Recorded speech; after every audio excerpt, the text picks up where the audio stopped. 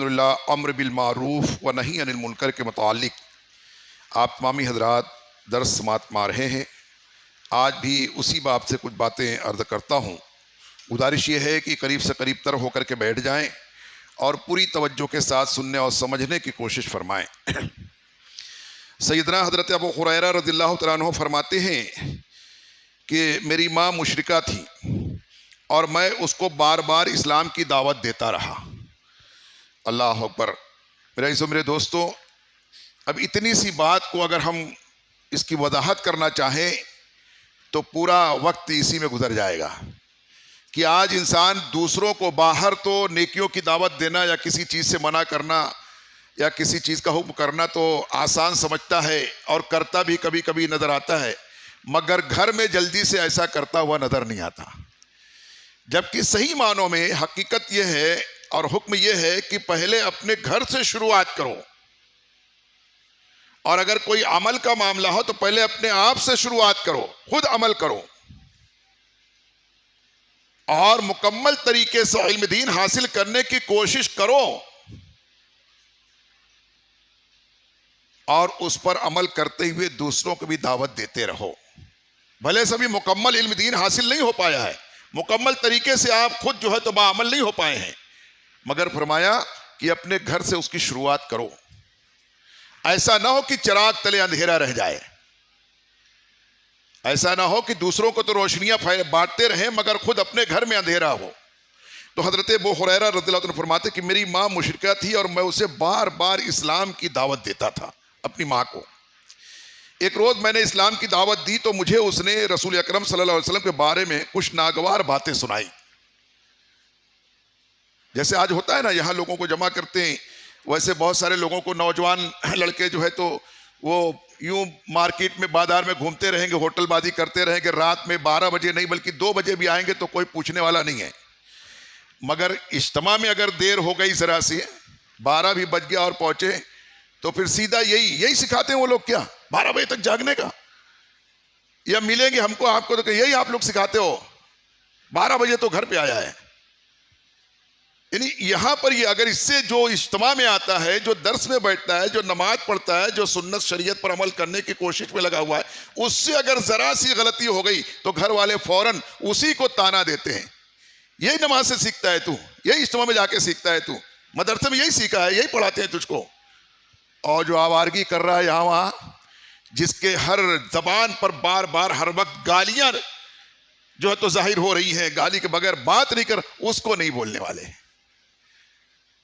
مگر یہ بھی ان اولادوں کی خوش نصیبی ہے جن کو ان کے ماں باپ ڈپٹ کر کے بول لیتے ہیں، ورنہ حالات یہ ہو رہے ہیں اور ہو جائیں گے کہ ایسا وقت آئے گا کہ ماں باپ اپنی اولاد سے ڈرے گی کہ کچھ بولو مت ابھی بھڑک جائے گا، کچھ بولو مت ابھی گالیاں بکنے لگ جائے گا، ایسا ڈریں گے ماں باپ، اپنے بیٹوں سے اولادوں سے ڈریں گے۔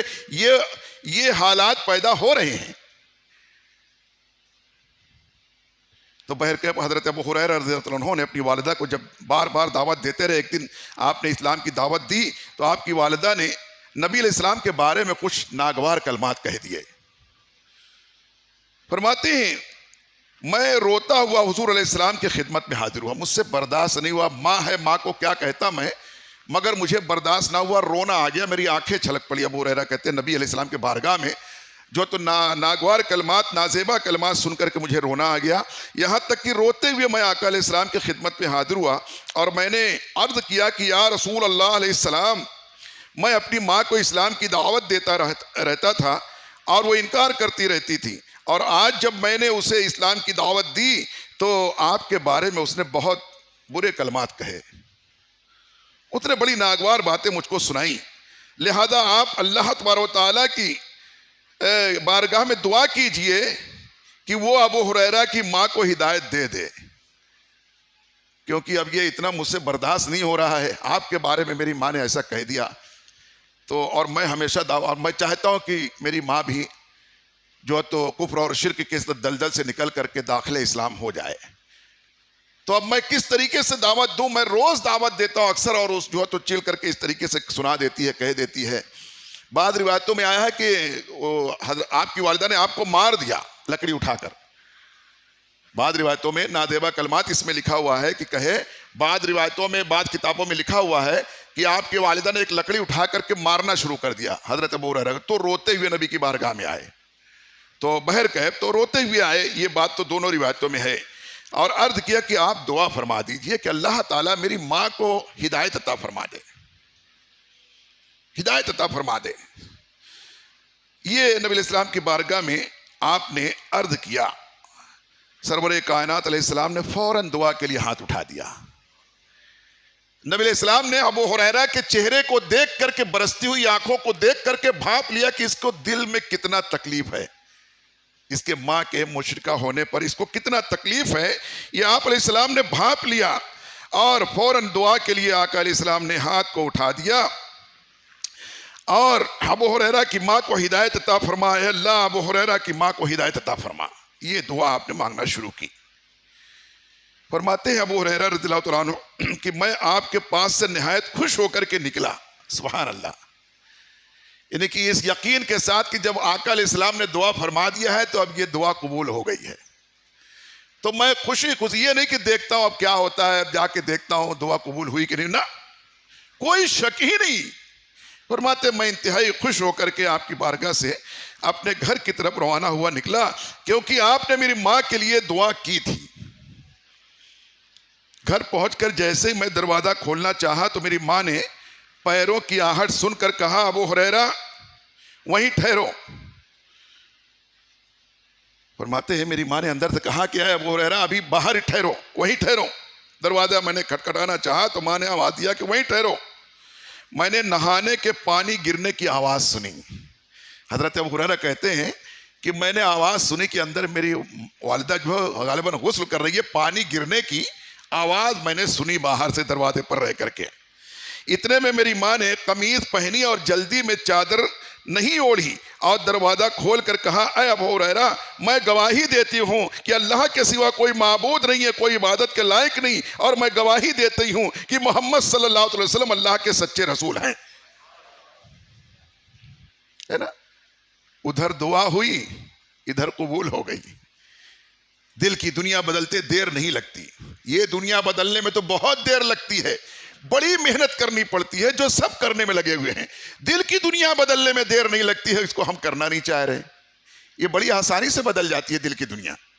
خالی میٹھے بول بول کے تو دیکھو، ذرا سا دل لگا کے اس پہ کر کے تو دیکھو، کبھی رات میں اٹھ کر کے تہجد پڑھ کر کے پھر دعا کرو، کسی ایک کے لیے مخصوص دعا کر دو، اللہ اپنی اولادوں کے لیے کر دو۔ بہت زیادہ یہاں وہاں جا کر پریشان ہونے کی ضرورت نہیں، اللہ کی بارگاہ مجھ سے بڑھ کر کے کوئی حاکم نہیں ہے، اس کے جیسا کوئی حاکم نہیں ہے، اس کے جیسا کوئی سننے والا نہیں ہے۔ ایک آدھ دن رات میں اسی لیے اٹھ جاؤ اور نفل نمازیں پڑھو، تہجد کی نیت سے پڑھ لو یا نماز حاجت پڑھ لو، اس کے بعد اپنی اولادوں کے لیے دعا کر لو کہ اللہ اولاد کو میرے نیک کر دے، یا جو آپ کی حاجت ہو جائز۔ مگر یہاں تو معاملہ یہ ہے کہ چاہے بغداد جائیں کہ جیلان جائیں کہ چھوچا جائیں کہ اجمیر جائیں، ہر جگہ دنیا ہی مانگتے ہیں جا کے، اللہ ماشاء اللہ شاید ہزاروں میں ایک آدھ ملتا ہوگا جو جا کے دین مانگتا ہوگا کہ یا غریب نواز میرے لیے دعا کر دو، مجھے اچھے سے قرآن پڑھنا آ جائے، شاید کوئی ایک آدھ آدمی مل جاتا ہو ہزاروں میں۔ یا مخدوم اشرف آپ کی بارگاہ میں نہ جانے کتنوں نے فیض پائے ہیں آپ کی چوکھٹ سے، میرے لیے دعا کر دو کہ میں پکا نمازی بن جاؤں، شاید کوئی ایک آدھ ملتا ہوگا۔ جس کو دیکھو بس میرا کارخانہ چل جائے، میری دکان چل جائے، اور میرے کاروبار بڑھ جائیں، میں ترقی کر جاؤں، میں الیکشن جیت جاؤں، میں پردھان بن جاؤں، میں سیڑ بن جاؤں، میں با اولاد ہو جاؤں، اولاد کی اچھے جگہ بڑے گھر میں شادی ہو جائے، یہی سب دنیا ہی دنیا، دنیا ہی دنیا۔ تو ادھر نبی نے دعا فرمائی، ادھر اللہ کی بارگاہ میں قبول ہو گئی دعا، اور نبی علیہ السلام کی دعا کے بعد ہی حضرت ابو ہریرہ رضی اللہ عنہ کی والدہ کی دل کی دنیا بدل گئی، اور اتنا ہی نہیں کہ بدل گئی تو کیسے بدل گئی، دل کی دنیا بدلی تو انہوں نے اپنے جسم کو بھی فوراً غسل دے کر پاک کر لینا ضروری سمجھ لیا۔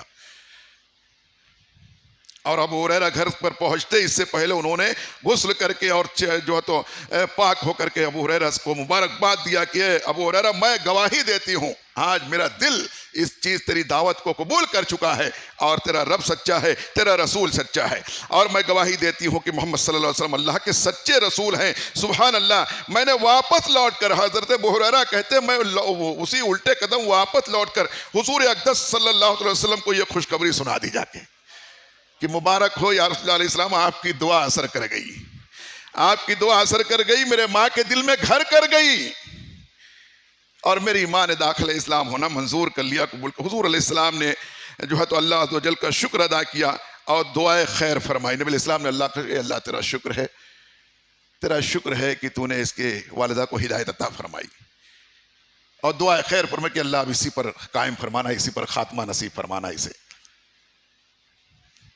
اس طرح سے فرماتے ہیں کہ حضرت ابو الحسن نوری رحمۃ اللہ تعالی علیہ ایک بار کہیں جا رہے تھے، چلتے چلتے دجلہ کے کنارے پہنچے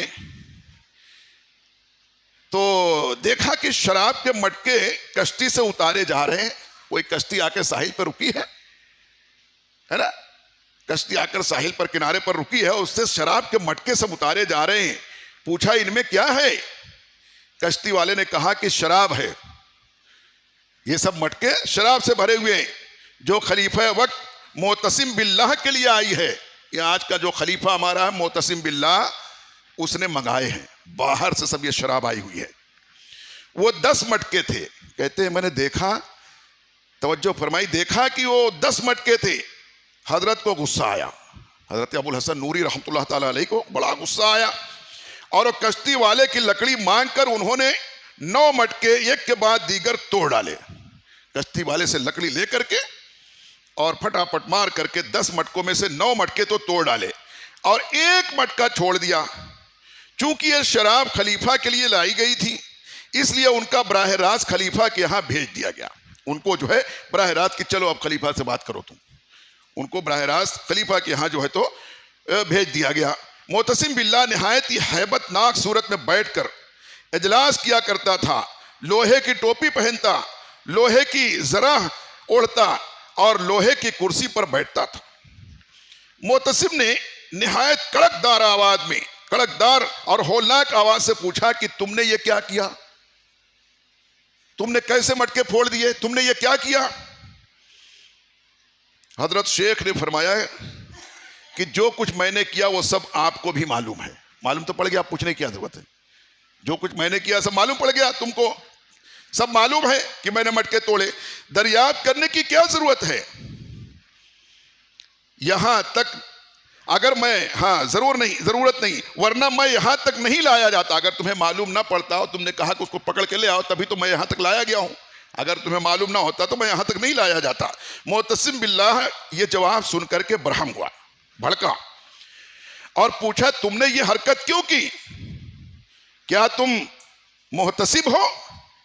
سب کا احتساب کرنے کا ذمہ تم نے لے لیا ہے کہ کون کیا کر رہا ہے، کہاں کیا ہو رہا ہے؟ کیا تم محتسب ہو، احتساب کرنے والے ہو؟ شیخ نے فرمایا کہ ہاں میں محتسب ہوں۔ خلیفہ نے کہا تم کو کس نے محتسب بنایا ہے؟ خلافت میری چل رہی ہے، حکومت میری چل رہی ہے، تو تم کو کس نے احتساب کرنے والا بنا دیا؟ آپ نے فرمایا کہ جس نے تم کو خلیفہ بنایا ہے اسی نے مجھ کو محتسب بنایا ہے۔ خلیفہ نے کہا کوئی دلیل ہے؟ فرمایا ہاں، اقیم الصلاۃ وامر بالمعروف ونہی عن المنکر واصبر علی ما اصابک۔ قرآن کی آیت پڑھ کر کے انہوں نے سنا کہ ہاں یہ دلیل ہے، میرے پاس یہ دلیل ہے۔ معتصم یہ جواب سن کر کے شیخ کی بے باکی سے بہت متاثر ہوا کہ ایسا بولنے والا ہے آج کہ مجھ سے نہیں ڈر رہا ہے۔ اچھے مجھے شکل دیکھ کر کانپنے لگتے ہیں اور میری آواز سن کر کے جو ہے تو لوگ جو ہے اس طریقے سے تھر تھرانے لگتے ہیں، یہ ایسا بولنے والا ہے۔ وہ متاثر ہوا کہ ایسا بھی بولنے والا کوئی ہے، اور کہا کہ ہم نے تم کو آج سے محتسب بنایا، مگر یہ بات بتاؤ کہ ایک مٹکا تم نے کیوں چھوڑ دیا؟ اس نے قبول کر لیا کہ ٹھیک ہے تم اس لائق ہو کہ تم کو محتسب یعنی احتساب کرنے والا بنایا جائے، یعنی کہ لوگوں کا حساب لینے والا، پوچھنے والا، پوچھ تاچھ کرنے والا، کیا ہے تمہارے پاس، کہاں جا رہے ہو، کیوں ایسا کیا تم نے، بتاؤ کیا ضرورت تھی؟ اس کو کہتے ہیں محتسب، کسی چیز کا احتساب کرنے والا۔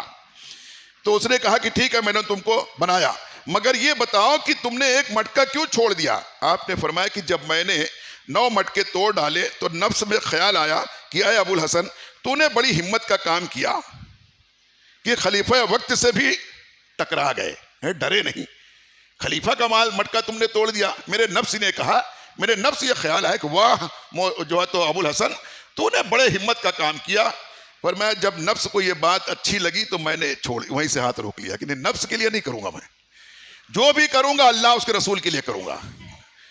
پر میں 9 توڑ دیا تو یہ میرے دل میں خیال آیا، نفس نے کہا کہ واہ رے ابو الحسن تو نے کیا کمال کا کام کیا، بادشاہ سے بھی نہیں ڈرا، خلیفہ وقت سے بھی ٹکرا گیا۔ تو میں نے اسی وقت ہاتھ روک لیا، کیونکہ پہلے اللہ تعالیٰ کی رضامندی کے لیے توڑا تھا، اگر یہ توڑوں گا تو نفس کے لیے ہو جائے گا، اگر اس کو بھی توڑتا تو نفس کے لیے ہوگا، اسی لیے 10واں مٹکا چھوڑ دیا۔ سبحان اللہ، دعا کیجئے کہ اللہ تعالیٰ اپنے اچھوں کے تصدق ہمیں بھی نفس کی مخالفت کرنے کی توفیق عطا فرمائے۔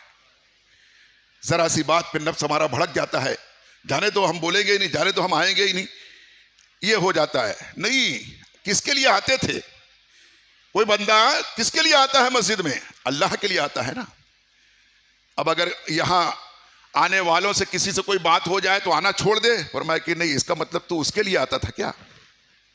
یا اب آئے گا تو اس کے لیے آئے گا کیا؟ جس کے لیے آتا تھا اس کے لیے آتا رہے، جس کے لیے کرتا تھا اس کے لیے کرتا رہے۔ مقصد جو ہے اللہ کی رضا ہونی چاہیے۔ اس طرح سے یاد آیا، یہ معتصم باللہ جو بادشاہ یہ اس طرح سے تھا کہ یہ کوئی بہت نیک صفت نہیں تھا، بڑا آرام پسند تھا، اور اس کو اپنے جاہ و جلال پر بڑا جو ہے تو غرور بھی رہتا تھا، کسی کو خاطر میں نہیں لاتا تھا، کسی کی عزت وغیرہ کرتا نہیں تھا۔ ایک روز اس کو خیال آیا کہ کچھ سیر کرنے کے لیے نکلنا چاہیے، سیر کرنے کے لیے اکثر جاتا تھا، ایک دن جانے لگا تو اپنی ایک خادمہ کو کہا اس نے کہ میرے کمرے کی سب صاف صفائی کر دینا، میں کچھ وقت کے لیے سیر کرنے کے لیے جا رہا ہوں، اور اپنے وزراء کے ساتھ میں سیر کرنے چلا گیا۔ اتفاق سے جب سیر و تفریح کر چکا تو وقت سے پہلے ہی آنا ہو گیا اس کا۔ تو جب آیا اور اپنے کمرے میں جب گیا دیکھا تو اس خلیفہ کے بستر پر اس کی خادمہ سو رہی ہے، خادمہ سو رہی ہے، دیکھتے ساتھ یہ تو آگ بگولا ہو گیا، ارے یہ خادمہ کی یہ ہمت اور مجال، میرے بستر پر آرام کر رہی ہے، یعنی میرے غیر موجودگی میں یہ سب ہوتا ہے میرے محل کے اندر، اس کی ہمت کیسے پڑی میرے بستر پہ آرام کرنے کی؟ اس نے غلاموں کو بلایا، اٹھاؤ پکڑو اس کو۔ جب اٹھایا اس کو حکم دیا کہ اس کو کوڑے مارے جائیں، اس کو کوڑے مارے جائیں۔ تو جب کوڑے مارنا شروع کیے گئے، جب ایک کوڑا مارا جلاد نے تو جو خادمہ تھی وہ مسکرانے لگی، پھر کوڑا مارا تو ہنسنے لگی۔ تو یہ معتصم باللہ جھلا گیا، بند کرو کوڑا مارنا، اس سے پوچھو کہ کیوں ہنستی ہے اور کیوں مسکراتی ہے؟ کوڑا مار کھا کے تو لوگ اچھے اچھے رونے لگتے ہیں، اس کو مسکرانا اور ہنسنا آ رہا ہے؟ اس سے پوچھتا ہے کہ تو کیوں ہنستی ہے، کیا وجہ ہے ہنسنے کی؟ تو اس نے کہا کہ دراصل اس لیے ہنس رہی ہوں کہ ایک دن ایسے نرم بستر پر سونے کی یہ سزا ہے، تو جو زندگی بھر اس نرم بستر پر سوئے گا اس کی کتنی سزا ہوگی؟ اس نے کہا کہ ایک دن چند گھنٹے میں نے اس نرم بستر پر آرام کر لیا تو اس کی یہ سزا مل رہی ہے، تو جو زندگی بھر ایسے نرم بستر پر سوتا ہوگا اس کو کتنی سزا ملے گی، اسی لیے ہنس رہی ہوں۔ اس نے کہا روک دو، بند کرو کوڑا۔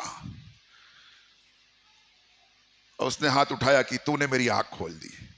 تو کبھی ایسے بھی اصلاح ہو جاتی ہے، کبھی ایسے بھی کہ بروں کے سامنے یہ نہیں کہ جو ہم کو پتھر مارے گا تو ہم کم تھوڑی، ہم اینٹ کا جواب پتھر سے دینا جانتے ہیں، ایسا نہیں۔ کبھی کبھی صبر کر کے بھی میٹھے بول دو، ہو سکتا ہے یہی کام کر جائے، ہو سکتا ہے اسی سے کام ہو جائے۔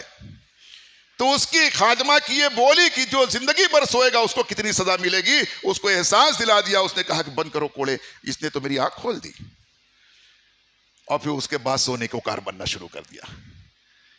تو ایسے بھی اصلاح ہوتی ہے. اس لیے ہمیں اور آپ کو چاہیے کہ ان باتوں کو جو ہم سنتے ہیں تو کبھی کسی بہانے سے عمل بھی کرنے کی کوشش کریں.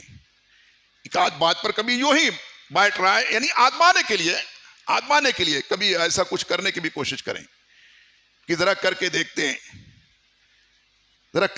کیا ہوتا ہے. اس طرح تو فرماتے ہیں کہ وہ جید علماء کرام جن کا اثر و رسوخ قوم میں برقرار ہے, ان کو چاہیے کہ وہ عمراء اور حکماء کے سامنے امر بالمعروف اور نہی عن المنکر پر عمل پیرا رہیں, ان کی جی حضوری اور چاپلوسی نہ کرے. فرمارے علماء اور حکماء اور جو اثر و رسوخ والے لوگ مسلمان ہیں کسی منصب پر, فرما ان کو چاہیے کہ حکماء پر, عمراء پر, بادشاہوں پر, خلفاء پر بھی دین کی دعوت پیش کرتے رہیں, حق بات ان کے سامنے بھی کرتے رہیں. اس سے رکنا نہیں چاہیے, ان کو بھی امر بالمعروف اور نہی عن المنکر کرتے رہیں. مگر آج کوئی سیاسی دباؤ میں آ کر کے چشم پوشی کرتے ہوئے نظر آتا ہے, تو کوئی حق گوئی کو پسے پشت ڈال کر کے ذاتی مفاد کے لیے کوشاں ہے, کوئی اپنی عزت اور شہرت پر برقرار رکھنے کے لیے عمرہ کی ہاں میں ہاں ملاتا نظر آتا ہے, اور امر بالمعروف اور نہی عن المنکر پر عمل کرنے سے گریز کرتا ہے کہ بھائی میں کیا کروں. اس طریقے سے کہہ کر کے لوگ جو ہے تو اپنے پلے جھاڑ لیتے ہیں. فرمایا گیا کہ نہیں, چاہیے یہ کہ ایسے لوگوں کے سامنے بھی, کیونکہ اس سے فائدہ یہ ہوتا ہے, دیکھیے ایک اگر انتہائی غریب آدمی, مسکین آدمی, فقیر آدمی ہمارے آپ کے کہنے پر اگر وہ نیک بن جائے تو وہ بھی بہت بڑی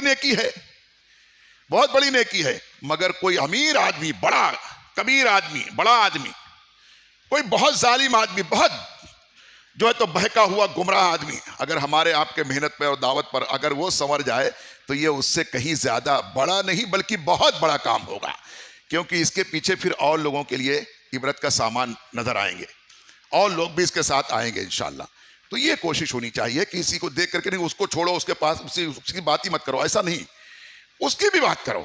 جو بہت بگڑا ہوا ہوگا اس کی بھی بات کرو. جیسے کہ ہم اپنے کارپوریٹر کے پاس جاتے ہیں, اپنا سارا کام کہتے ہیں نا, کرتے ہیں, ڈرتے نہیں ہیں, اس کو کہتے ہیں نا بھائی گٹر وٹر صاف نہیں ہو رہی, ہمارے محلے کی گٹر اتنی گندی ہو گئی ہے, بھر کے بہ رہی ہے, تو ایسی بات کر رہے ہیں. حالانکہ وہ ہے پیسے والا ہے, اثر و رسوخ والا ہے, جو بھی ہے, جہاں کا بھی ہے, جو منسٹر ہے, اس کو جا کے کہہ رہے ہیں نا ہمارے گلی میں جھاڑو نہیں لگ رہی ہے, تو یہ تو نہیں کہتا نا پلٹ کر کے, تو کیا میں آؤں کیا جھاڑو لگانے کے لیے, میں چلوں گٹر صاف کرنے, یہ نہیں کہتا ٹھیک ہے بھائی ہو جائے گا, کرا دیتا ہوں. تو یہ ساری بات کہنے کی ہمت رکھتے ہیں نا. ایسے ہی کبھی موقع دیکھ کر کے یار چلو نماز کو اذان ہو گئی نا, چلو نماز کو, ارے کبھی نماز بھی پڑھ لیا کرو. کبھی جس کے ساتھ جیسے بے تکلفی رہے اسی انداز میں کہے کہ تمہاری نماز کون پڑھے گا, یہ تمہارا کام تو یہ کروا رہے, اس سے یہ کروا دیا, اس سے وہ کروا دیا, نماز کس سے پڑھواؤ گے, نماز بھی تو تمہاری ذمہ ہے, وہ جو تمہارے ذمہ نماز ہے, فرض ہے, وہ کس سے پڑھواؤ گے, وہ تو کسی سے نہیں ہو سکتا نا. لہذا چلو, اللہ تعالی ہمیں ایسی ہمت اور طاقت عطا فرمائے, توفیق عطا فرمائے.